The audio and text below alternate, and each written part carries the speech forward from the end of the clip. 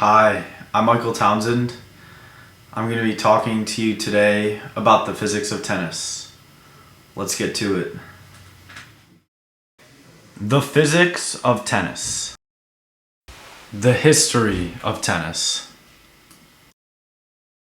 Most historians believe that tennis originated in northern France during the 12th century.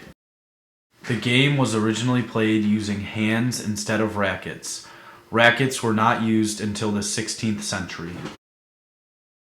Tennis became so popular in the 13th century that the Pope tried to ban the game because he thought people were becoming too obsessed with it.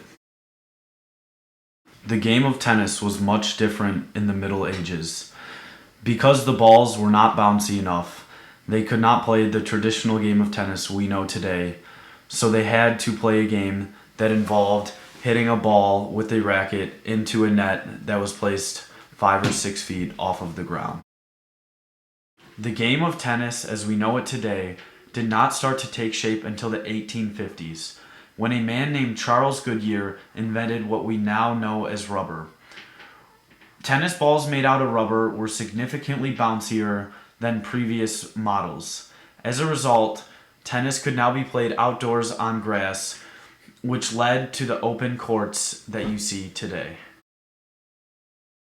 The true birth of modern tennis took place in 1877 when the first Wimbledon tournament was held.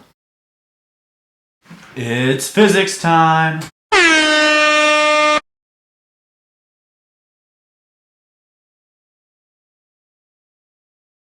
In tennis, there are a couple of different types of serves.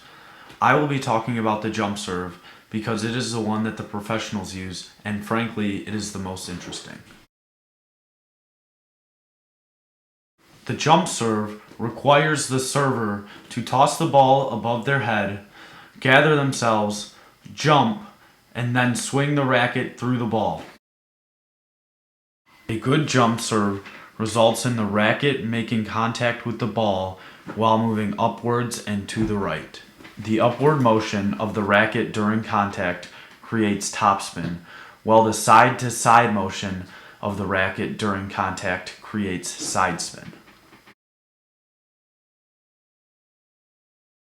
The topspin on the ball will cause it to curve towards the ground, while the sidespin on the ball will make the ball curve to the left if you are a right-hander or to the right if you are a left-hander.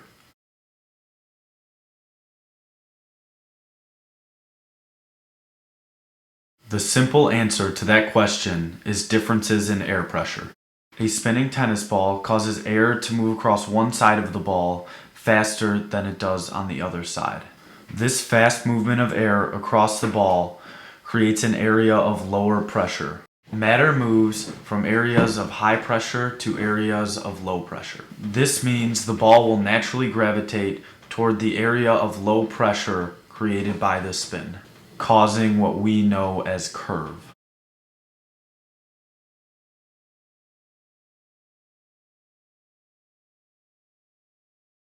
Tennis is a very fast-paced game, and sometimes it is nearly impossible to tell whether a ball was in or out. When this happens on the professional level, players are allowed to challenge the call made on the court.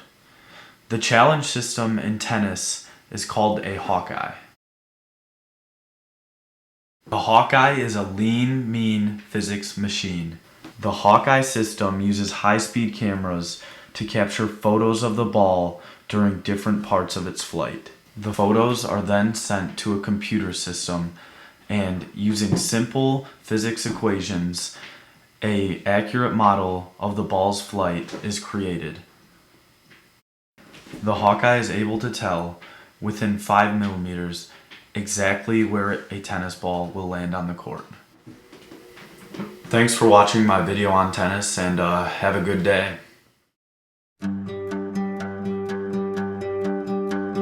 Hey brother, there's an endless road to